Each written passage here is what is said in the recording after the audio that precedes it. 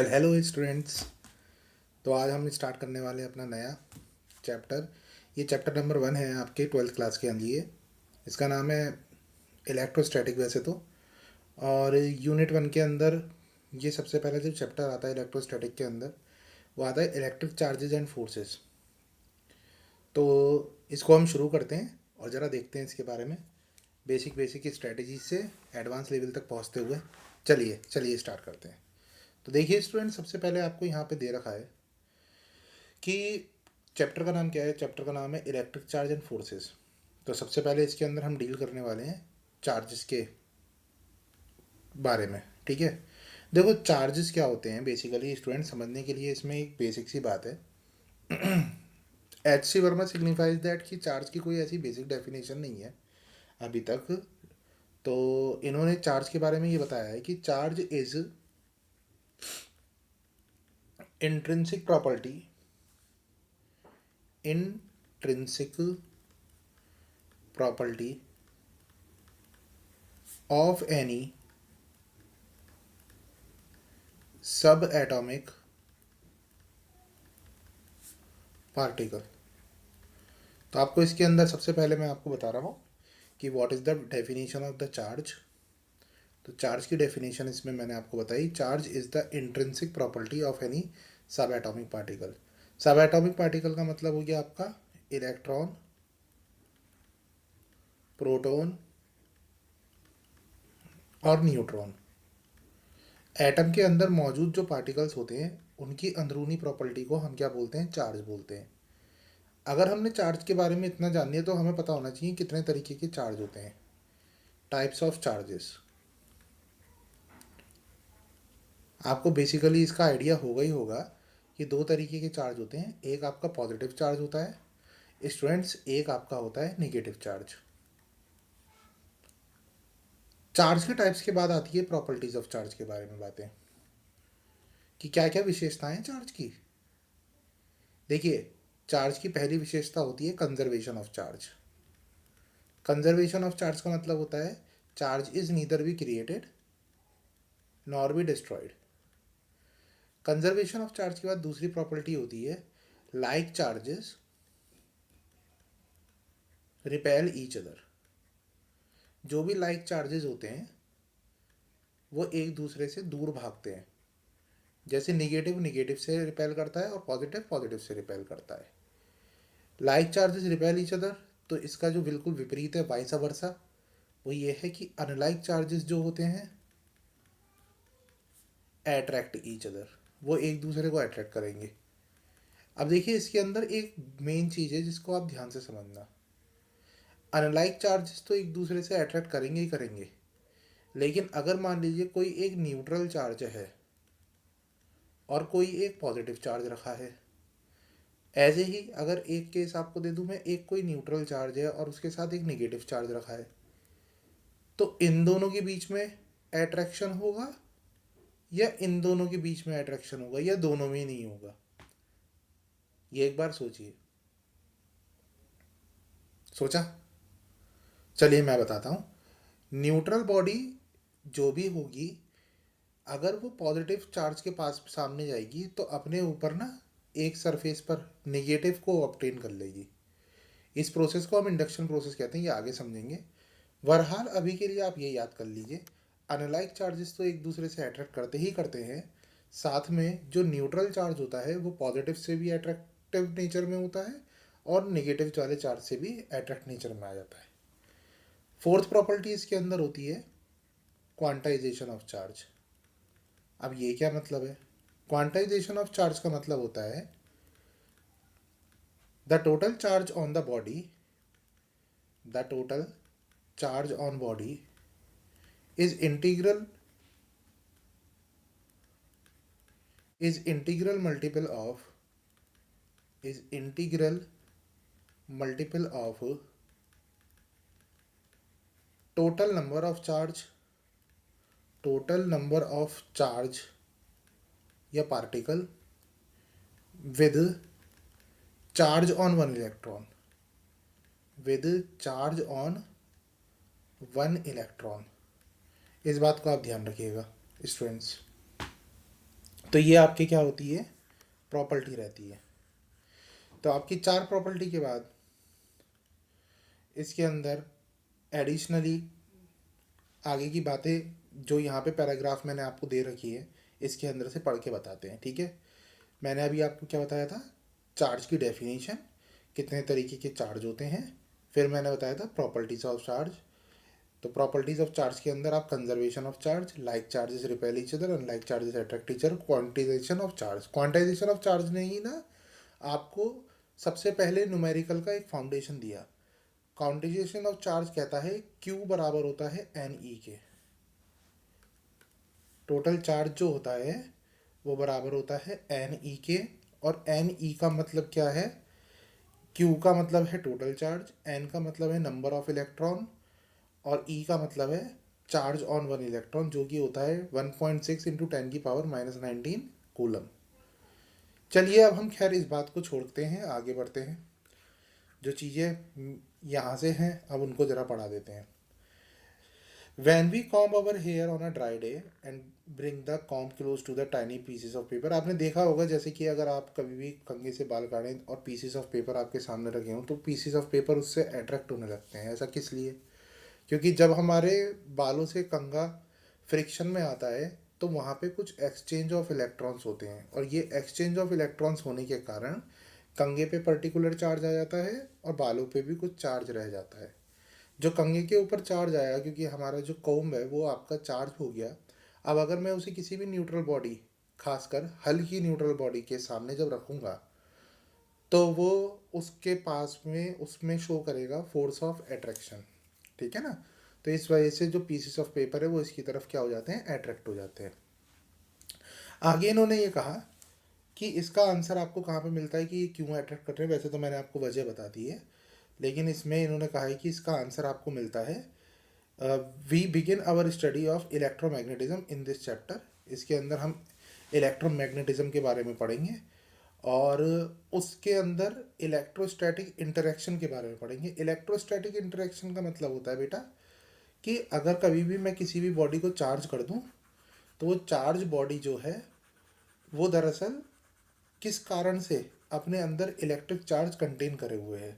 मतलब जब रुके हुए चार्ज की अगर हम स्टडी कर रहे होते हैं, दो तरीके की स्टडी होती है, एक मूविंग चार्जेस की स्टडी होती है और एक चार्जेस की स्टडी होती है जो स्टेशनरी है, एक जगह रुके हुए हैं। जब मैंने दो चीज़ों को रब करा वहाँ पे मटेरियल एक जगह से दूसरी जगह शिफ्ट हुआ। मटेरियल कौन सा? चार्ज पार्टिकल्स, जैसे कि इलेक्ट्रॉन्स हो गए, वो एक बॉडी से दूसरी बॉडी में शिफ्ट हुए। इलेक्ट्रॉन्स जहाँ पे क्वांटिटी में ज़्यादा होंगे उस बॉडी को वो निगेटिव चार्ज सिंबलाइज करवाएंगे। ऐसे में क्या होता है कि वो बॉडी जो है, यहाँ पे चार्ज एक जगह से दूसरी जगह जा नहीं रहा, ये यहाँ पे बॉडी जो है ना वो स्टेशनरी एक ही जगह पे मौजूद है और चार्जेस भी उसके ऊपर स्टेशनरी एलोकेट है। इस तरीके की इलेक्ट्रिसिटी की फील्ड को जब हम पढ़ते हैं जहाँ पे चार्ज रुके हुए होते हैं तो हम उसको बोलते हैं इलेक्ट्रोस्टैटिक, ठीक है। नहीं, ये ब्रांच ऑफ फिजिक्स कहलाती है इलेक्ट्रोस्टैटिक। लेकिन अगर चार्ज मूव करते हुए होते, जैसे किसी वायर में से चार्ज मूव करते हुए जा रहे हैं तो उसमें से करंट फ्लो हो रहा है, तो उसको हम पढ़ते हैं करंट इलेक्ट्रिसिटी की अगली ब्रांच में जो आपके आगे चैप्टर में आने वाला है। स्टूडेंट्स, इलेक्ट्रोस्टैटिक के अंदर रुका हुआ चार्ज है, एक जगह रुका हुआ है, तो इस वजह से क्या होता है जब दो बॉडीज पे चार्ज आ जाता है, एक पॉजिटिव हो गई मान लीजिए और एक निगेटिव हो गई स्टूडेंट्स, तो हम देख पा रहे हैं उनके बीच में क्या हो जाता है, फोर्स ऑफ अट्रैक्शन। तो इनके बीच में ना एक फोर्स क्रिएट हुआ। बॉडी अगर चार्ज हो जाती है और बॉडी का चार्ज कहीं से कहीं पे मूव नहीं कर रहा तो वो अपने अराउंड जो है एक तो इलेक्ट्रिक फील्ड डेवलप कर लेता है, और उस इलेक्ट्रिक फील्ड के डेवलप होने से वो आसपास के जो चीज़ें, जो दूसरे चार्ज पार्टिकल्स होंगे उनको या तो अपनी तरफ अट्रैक्ट करेगा या उन्हें अपनी तरफ से दूर भेजेगा, रिपेल करेगा। It depends on it's nature कि अगर वो खुद पॉजिटिव चार्ज है तो बाहर से पॉजिटिव चार्ज को रिपेल करेगा, और अगर निगेटिव चार्ज अगर आ रहा है कहीं से तो निगेटिव चार्ज को अपनी तरफ अट्रैक्ट करेगा, पॉजिटिव को रिपेल करेगा और निगेटिव को अट्रैक्ट करेगा क्योंकि वो खुद पॉजिटिव था। अब मैं आपको बताता हूँ, मैंने अभी तक आपको क्या बताया, मैंने अभी आपको बताया था सबसे पहले चार्ज क्या था। चार्ज इंट्रिंसिक प्रॉपर्टी थी। चार्ज कितने तरीके के थे? दो तरीके के थे। चार्ज की प्रॉपर्टीज़ क्या थी? Conservation of charge, like charges repel each other, unlike charges attract each other, quantization of charge. इसके बाद मैं आपको बता रहा था कि ये जो चार्ज डेवलप हुआ है बॉडी पर, इनके कारण ना एक फोर्स नया इंट्रोड्यूस हुआ है। इस फोर्स को हम बोलते हैं कूलम्स फोर्स ऑफ इलेक्ट्रोस्टैटिक। ठीक है, कूलम्स फोर्स ऑफ इलेक्ट्रोस्टैटिक। हम इसके बारे में आगे जानेंगे, सबसे पहले आगे बढ़ते हैं। देखिए, इन्होंने दे रखा है इलेक्ट्रिक चार्ज, तो आइए ज़रा इसकी डेफिनेशन वगैरह देख लें। The electrical nature of matter is inherent of the atomic structure. An atom consists of a small, relatively massive nucleus that contain particle called proton and neutron. A proton has mass इतना and neutron is slightly greater, उसका mass इतना दे रखा है। इसके अंदर एक diffuse cloud होता है जो इसके अराउंड रोटेट कर रहे होते हैं, जिनको हम इलेक्ट्रॉन बोलते हैं। इलेक्ट्रॉन का मास यहाँ पे दे रखा है और इनके ऊपर कौन सा होता है, निगेटिव चार्ज। तो अब आप देख रहे हैं कि इलेक्ट्रिक चार्ज क्या है, इंट्रिंसिक प्रॉपर्टी होती है प्रोटॉन की और इलेक्ट्रॉन की। और प्रोटॉन के ऊपर कौन सा चार्ज है, पॉजिटिव, और इलेक्ट्रॉन पे कौन सा चार्ज है, नेगेटिव। ठीक है, ये चीज़ आप देख लीजिएगा। अगर आपको नोट्स बनाने हैं तो वीडियो को पॉज करके इसके नोट्स भी बना सकते हैं आप। आगे की बात करते हैं। आपको इसमें याद करने वाली क्या बात है, एक तो आप इसके अंदर मास ऑफ इलेक्ट्रॉन याद कर लेना, मास ऑफ न्यूट्रॉन याद कर लेना, मास ऑफ प्रोटॉन याद कर लेना। याद करना सही रहता है, मेरा मानना ये है। और यहाँ पे चार्ज ऑन वन इलेक्ट्रॉन याद कर लेना। इलेक्ट्रॉन पे जो भी चार्ज होता है आगे माइनस का साइन और लगा लेना, थोड़ा सा सिग्निफिकेंसी रहती है। समझ रहे हैं आप, आगे बढ़ते हैं। Regarding charge the following points are worth noting. थोड़ा सा इसे याद कर लेना। Like charges repel each other, unlike charges attract each other. Charge are scalar and can be of two type, positive और negative. Charge is quantized. Quantized का मतलब होता है कि अगर आपको टोटल चार्ज किसी भी बॉडी पे पता करना है तो आपको पता होना चाहिए उसके ऊपर इलेक्ट्रॉन्स कितने हैं। मान लीजिए मैं आपको एक क्वेश्चन कहूँ कि फाइंड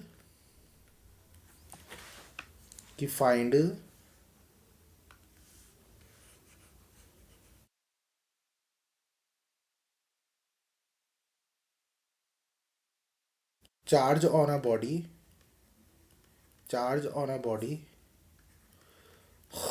which contain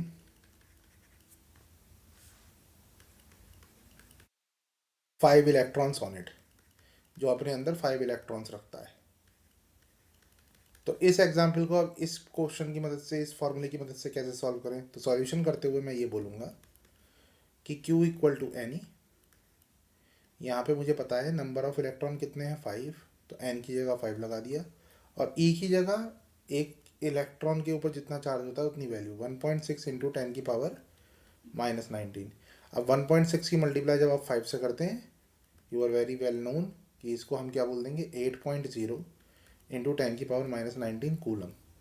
तो ये आपकी चार्ज होता है। ठीक है, इसके अंदर आपको एक और बात बता दी जाती है कि जो यूनिट ऑफ चार्ज होती है, यूनिट ऑफ चार्ज को नापने की भी तो कोई यूनिट होगी, तो उस यूनिट को हम बोलते हैं कूलम। सी से इसकी रिप्रेजेंटेशन रहती है। ठीक है, आगे बात करते हैं। Apart from charge every angular momentum of mass and quantize the quantum of energy is H new and angular momentum is H upon 2 pi. Basically आपके काम का अभी तो नहीं है ये आपके, जब आप इसके अंदर आगे पढ़ रहे होंगे चैप्टर्स में तब आपकी स्टडी में ये काम में आएगा। अभी इसका कोई रोल नहीं है, तो इसे आप इग्नोर कर सकते हैं। बाकी कुछ एक्स्ट्रा इन्फॉर्मेशन के लिए मैंने यहाँ पे डाल दिया था कि जो प्रोटॉन और न्यूट्रॉन होते हैं ये और भी दो चीज़ों से मिलके बने होते हैं। पहले तो हम ये सोचते थे, जैसे डाल्टन ने सबसे पहले बताया था कि एटम इज़ इंडिविजिबल पार्टिकल। धीरे धीरे ये पता चला कि एटम डिविजिबल होता है सब एटॉमिक पार्टिकल में। रदरफोर्ड भाई साहब ने ये बताया था हमें, ठीक है नहीं है, कि इलेक्ट्रॉन वगैरह में ये अपना टूटता है। तो नील बोर ने बाद में लास्ट में हमें ये बताया था कि इसके अंदर आपके प्रोटॉन भी होते हैं और न्यूट्रॉन्स भी होते हैं। तो समवॉट हमें इन बातों की जानकारी तो मिल गई थी, ठीक है। लेकिन बाद में हमें कुछ सालों बाद ये भी पता चला एज साइंस डेवलप्ड कि मतलब ये जो आपके प्रोटॉन और न्यूट्रॉन होते हैं ना, ये भी और छोटी चीज़ों से बने होते हैं जिनको हम बोलते हैं quark, which has charges 1/3 electrons और ±2/3 क्वार्क होते हैं ये क्वार्क जो हैं उनके अंदर इतने इतने चार्जेस मौजूद हैं ये क्वांटिटी होती है, और इनकी मदद से ही आपके प्रोटॉन न्यूट्रॉन बनते हैं। तो ये आपको बेसिकली बस नॉर्मली ऐसे याद करना है, इसका कोई ऐसे खास बेनिफिट नहीं है। आगे बढ़ते हैं, इनको रीड कर लीजिएगा। ये जो ऊपर हमने क्वेश्चन दिया था उसके ऊपर बेस ना एक छोटा सा न्यूमेरिकल यहाँ पे दे रखा है मैंने, कि how many electrons are there in 1 coulomb of negative charge. अच्छा जी, अब इन्होंने देखिए क्या बोला। इन्होंने ये बोला कि अगर मुझे पूरा 1 कूलम का चार्ज दे रखा है, मतलब मुझे जो क्यू दे रखा था वो टोटल कितना दे रखा था, 1 कूलम, वो भी माइनस का। तो मुझे बताना है कि उसके अंदर कितने इलेक्ट्रॉन्स होंगे, मतलब मुझे उसके अंदर बताना है एन, नंबर ऑफ़ इलेक्ट्रॉन्स कितने होंगे। अब नंबर ऑफ़ इलेक्ट्रॉन्स निकालने के लिए मैं बेसिकली इसके अंदर यूज़ करने वाला हूँ वही फार्मूला पुराना वाला जो अभी करा है, Q equal to N E, जिसके अंदर जो चार्ज होता है एक इसके ऊपर पूरा निगेटिव का कूलम दे रखा था एन, और ये आपको दे रखा था एक इलेक्ट्रॉन पे जो चार्ज है माइनस का 1.6 इंटू 10⁻⁻19। बाकी देखिए जब मैंने इसकी वैल्यू सब्स्टिट्यूट कर दी तो ये जो मल्टीप्लाई वाली वैल्यू थी ये इधर जब भेजेंगे तो काय में आ जाएगी, आपकी डिवाइड में आ जाएगी, और माइनस से माइनस क्या हो जाएगा, ऑब्वियसली कैंसिल हो जाएगा। तो मैं इसे ऐसे लिख सकता हूँ 1/1.6 इंटू 10⁻⁻19 इक्वल टू एन। कई बच्चों को क्वेश्चन सॉल्व करने में दिक्कत आती है तो पॉइंट हटाएं, जीरो बढ़ा लें और इसे इस तरीके से लिख लें 10/16 इंटू ये 10⁻⁻19 ऊपर जाएगा तो हो जाएगा 10⁻19 इतने नंबर ऑफ इलेक्ट्रॉन्स। आप इसे डिवाइड कराइए, आपके पास बचेगा 5/8 इंटू 10⁻19 इक्वल टू एन। जब आप इसे भी डिवाइड करा देंगे तो आपके पास बचेगा 0.625 into 10⁻19 equal to N. Point एक कदम जब इधर शिफ्ट करते हैं ना बच्चों, ये बात याद रखना, जब पॉइंट आप अपने राइट हैंड साइड में शिफ्ट कर रहे हैं तो ये जो पावर होती है ना, ये पावर इसमें से 1 माइनस हो जाता है। तो अगर जैसे मैं इसे लिख दूंगा ना 6.25, तो यहाँ पे 10 की पावर कितना लिखना पड़ेगा, 18 लिखना पड़ेगा। बेसिक कैलकुलेशन थी, बता दी है। कभी कभी किसी को जानकारी नहीं होती, जिनको जानकारी है तो ये ना समझे कि उनके लिए थी ये बात, जिनको जानकारी नहीं थी उनको बताने के लिए बताया गया है। आगे बढ़ते हैं। थोड़ा सा अगर रश में लग रहा है आपको तो कृपया मुझे बता दें, क्योंकि अपने बैचेस में तो मैं इसे बहुत आराम आराम से कराता हूँ।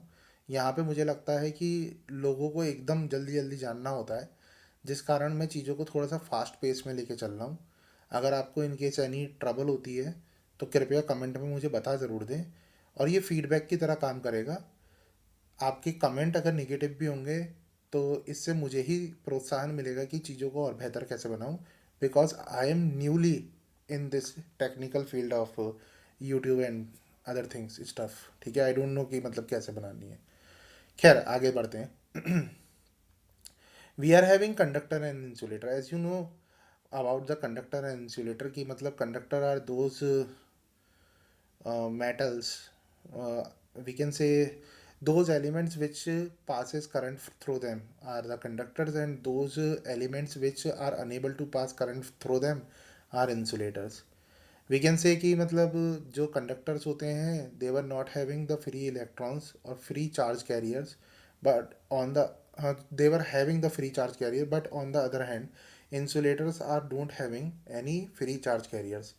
तो बेसिक बेसिक सी बातें थी। इंसुलेटर के एग्जाम्पल अगर आपको बताए जाएँ तो रबड़ एट्सेट्रा, और कंडक्टर के एग्जाम्पल अगर आपको बताए जाएँ तो आयरन हो गया, कॉपर हो गया, निकल हो गया एट्सेट्रा। ठीक है, आगे बढ़ते हैं।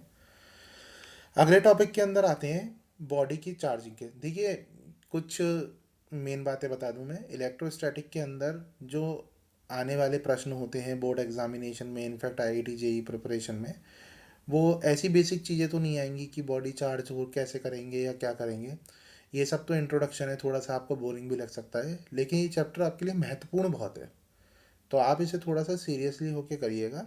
एक तो नंबर गेनिंग चैप्टर है, चाहे वो आपका आईआईटी एग्ज़ाम हो, चाहे ये आपका 12th का अपीयरेंस अभी अगर आप कर रहे हैं तो दोनों में आपको मैं बता दूं ये शुरुआत से ही आपकी फाउंडेशन को बना के चलेगा। चैप्टर बहुत ही अच्छा है। अगर धीरे धीरे आप इसके न्यूमेरिकल्स और डेरिवेटिव्स भी देखेंगे ना तो these were quite very interesting तो आपको थोड़ा मन होना चाहिए, मनोबल अपना बना के रखें और इस चैप्टर को थ्रू आउट अपने आप से रीड ज़रूर करें। अगर आप रीड नहीं करते हैं तो this all thing make you in trouble, तो आप रीड ज़रूर करें। आगे बढ़ते हैं। Charging of the body.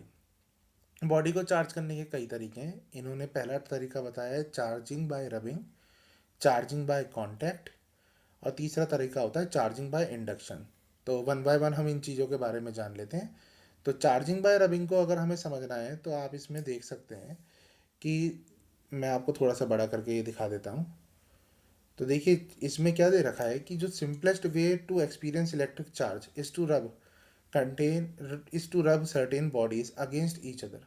आप दो बॉडीज़ को आपस में रब करिए, और रब करने के बाद जब आप देखते हैं तो कभी कभी बॉडीज़ ना वो चार्ज अप हो जाती हैं, मतलब उनमें स्टैटिक चार्ज डेवलप हो जाता है due to the exchange of electrons. यहाँ पे एग्जांपल दिया गया है ग्लास रॉड को अगर हम किसी भी सिल्क क्लोथ के साथ रब करते हैं तो ग्लास रॉड एक्वायर कर लेती है पॉजिटिव चार्ज। अच्छा, इसको आप थोड़ा सा याद कर लीजिएगा, ये लिखा भी मैंने इसीलिए है कि ग्लास रॉड और सिल्क क्लोथ को जब हम रब करते हैं तो ग्लास रॉड पे बेसिकली पॉजिटिव चार्ज आ जाता है, और जो सिल्क क्लोथ होगा वाइस वर्सा उसके ऊपर निगेटिव चार्ज हो जाएगा। ठीक है ना, आप ये वाली बात याद रखिएगा। तो यहाँ पे क्या हो रहा है कि आपने क्या करा, दोनों बॉडीज़ को रब करा, और रब करने से दोनों बॉडीज़ के अंदर जो चार्ज डेवलप हुआ वो चार्ज आपका स्टैटिक चार्ज था। ठीक है नहीं है।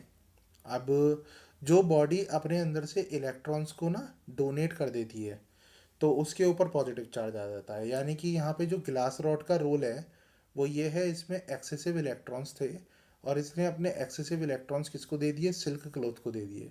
और जिसके ऊपर ज़्यादा इलेक्ट्रॉन्स आ जाते हैं यानी कि जो रिसीवर होता है इलेक्ट्रॉन्स का उसके ऊपर निगेटिव चार्ज आ जाता है। ठीक है, आगे इसमें लिखा भी होगा the body that donate the electrons become positively charge.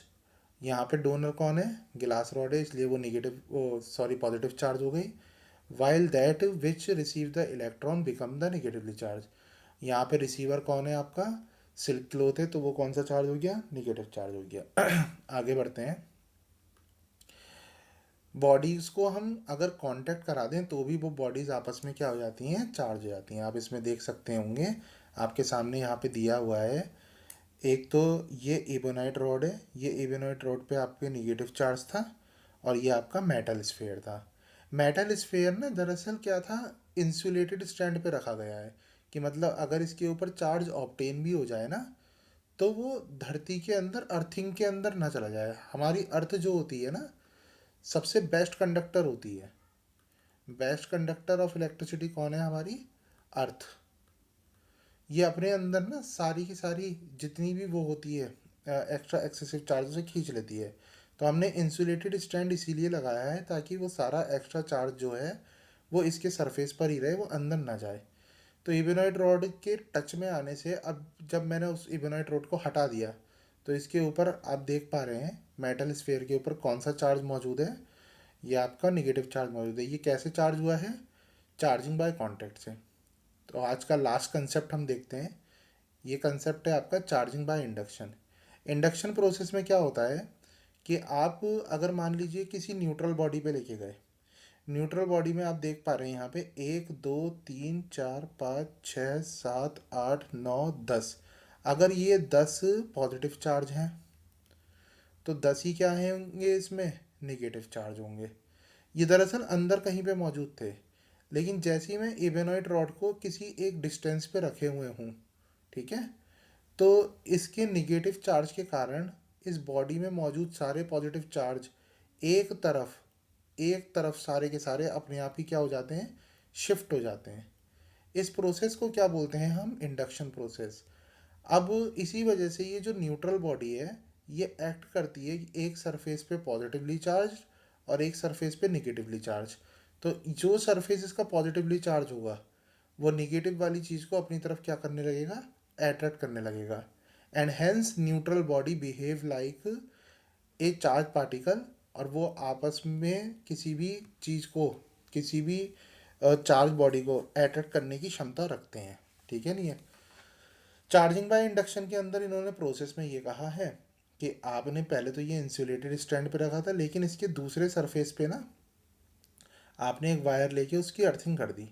तो आप ये देखते हैं इसका ये जो एक तरफ का एक्सेसिव चार्ज था बच्चों, ये सारा का सारा ग्राउंड की तरफ चला जाएगा, और बॉडी पे जो रिमेन चार्ज रह जाएगा वो कौन सा रह जाएगा, ओनली पॉजिटिव।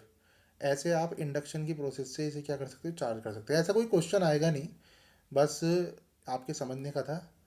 तो मैं अपनी वाणी को यहीं पे विराम देता हूँ।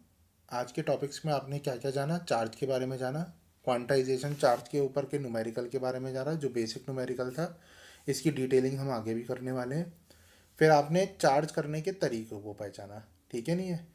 नेक्स्ट जो है आपका कूलम्स लॉ होगा, कूलम्स लॉ के बाद आपका इलेक्ट्रिक फील्ड होगा।